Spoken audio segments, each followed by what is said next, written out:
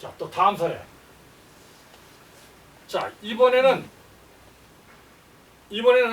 중병 DNA 중에서 본인에게만 걸리는 병이 중병이 아니에요.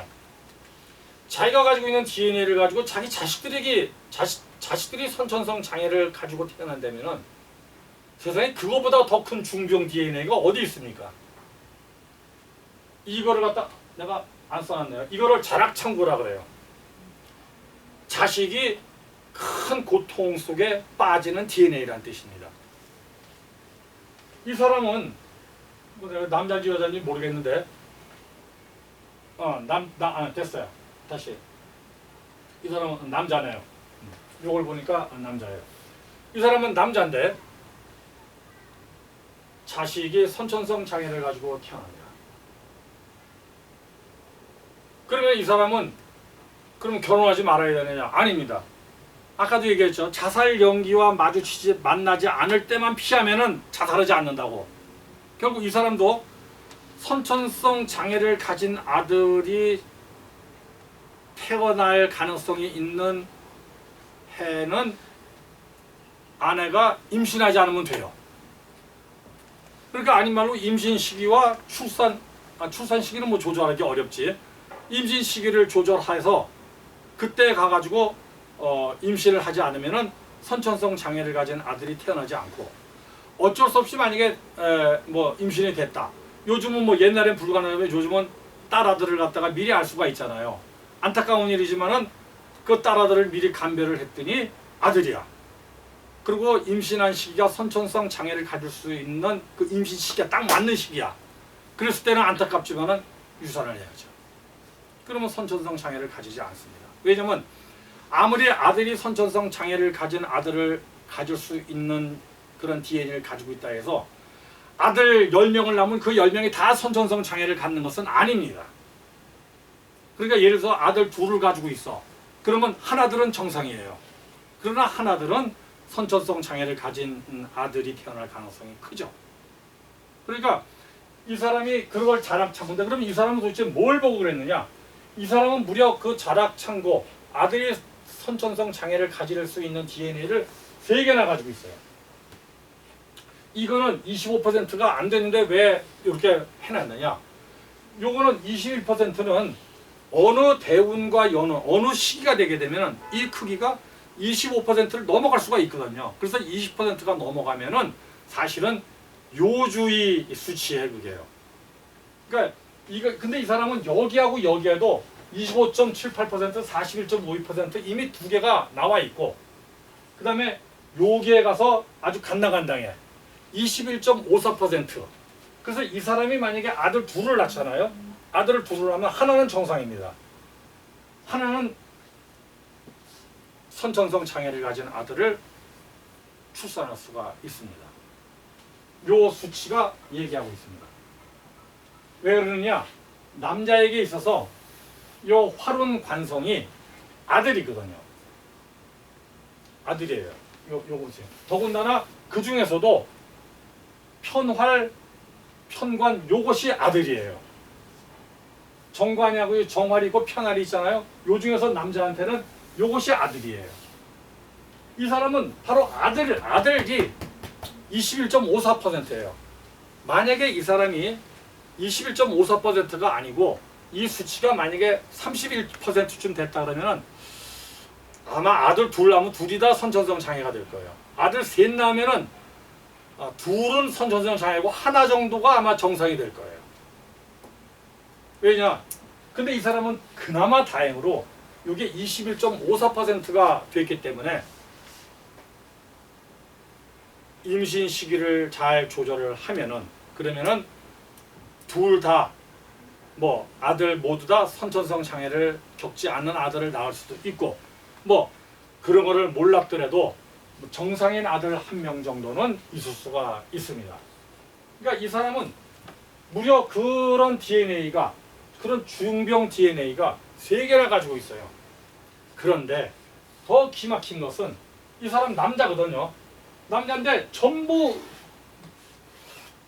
여자 쪽 DNA가 전부 100%예요.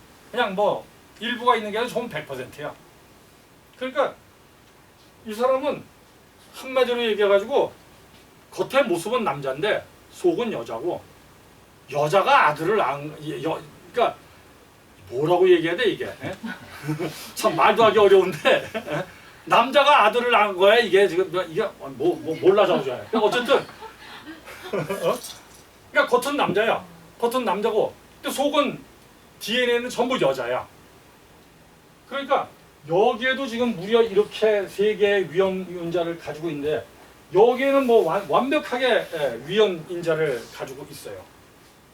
그러니까 이 사람은 미리 자기 이 사주를 미리 정확하게 살핀 다음에 자기한테 어떤 DNA가 어떻게 있다는 것을 알고 그 시기를 정확하게 미리 알면은 그나마 얼마든지 그 고통을 줄일 수가 있겠죠. 아까 얘기했지만 선천성 아들을 낳으면 문제가 생길 수가 있기 때문에 문제가 생길 수 있기 때문에 뭐 낙창되든지. 그래서 이 사람은 써놨네요. 사주 주인이 남자인데 양의 크기도 0%고 조습의 크기도 0%예요.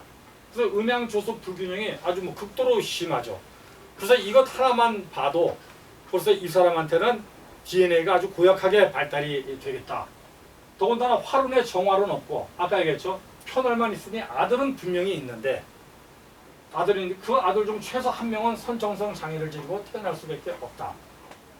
21.54%이므로 25%를 초과하는 대운과 연운에서 이 수치는 매일 바뀌고 매년 바뀌니까 초과하는 대운과 연운에서 아들을 출산한다면 그 아들은 틀림없이 선천성 장애를 지니고 태어난다.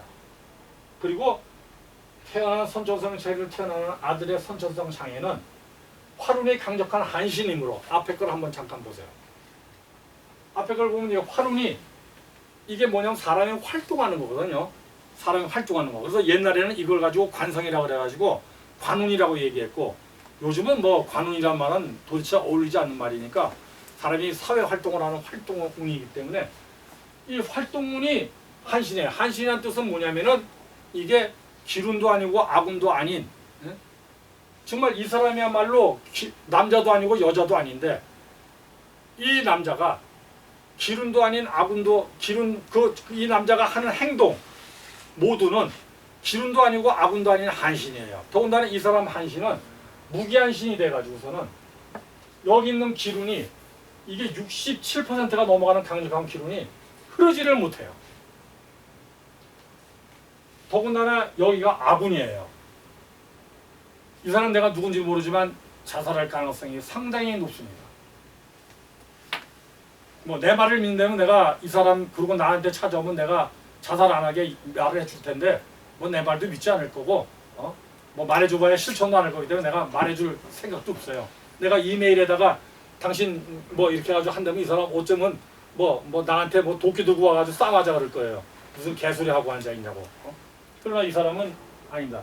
여기 67%에 대한 이 기운이 굉장히 강력해서 겉으로 보면은 상당히 좋은 운처럼 보이지만은 아닙니다. 이 사람은 한 방에 망합니다. 한 방에 망하고 그 망한 뒤끝으로 자살하게 됩니다. 미리 예방하지 않으면은 이 사람의 인생 말년은 험합니다. 그래서 아들의 선조 강력한 한신임으로 기lum을 눕히지 못하는 지적장애가 되는 거예요. 그 아들 화론자리가 기lum도 아니고 아군도 아닌 그런 자리에 있기 때문에 그 아들 역시 지적장애. 뭐 지적장애라는 뜻은 뭐예요? 좋은 거 나쁜 거를 구별을 못한다는 뜻 아니에요? 한마디로 얘기해서 사리를 판단하고 분간하는 능력이 없는 거 아니에요? 그래서 그 아들은 지적장애를 가진 아들을 태어난다. 그래서 이 사주 주인이 선천성 장애를 아들을 얻지 않으려면은 바로 편할 행운 아들을 피해야 된다. 여기 썼죠? 임신 조절과 뭐 안타깝지만 유산을 선택하는 방법이 그나마 그 선천성 장애를 가진 특히 지적 장애를 가진 아들을 갖지 않는 방법이죠. 뭐 우리가 어쨌든 고통스럽게 한평생을 갖다가 살지 않는 것이 하나의 목적이고 목표니까 우리가 이런 선택을 하는 것은 뭐 잘못된 것이 아니라고 생각을 합니다.